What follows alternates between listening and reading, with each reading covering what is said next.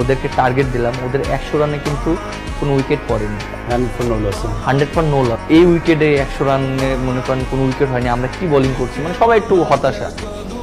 আমরা তো second match, তখন টিমের যে কোচ ছিল হাতুরা সিং, ও আমার কাছে আসছিল এবং আমাকে একটা কথাই বলছে যে এই উইকেটে তুমি পারো ম্যাচ জিতাতে। তখন আমাকে বললো যে তুমি টাইট লেন্থে বল করো, ভালো জায়গায় বল করো এবং একটা উইকেট বের করো, কিভাবে করবা তুমি চিন্তা করো। মানে আমি যেখানে বসি সেখানে বলছিলাম যে না আমি ম্যাচ জিতাবো, আমি ম্যাচ জিতাবো, আমি ম্যাচ জিতাবো। দেন তারপরে উইকেটে বলটা ধরলাম, আমাকে বলটা দিল, যখন ফার্স্ট বল যখন রান আপে গেলাম, wicket wicket wicket wicket wicket ball করতে করতে যায় উইকেট, ফার্স্ট বলই out. Não cessa do fim de semana.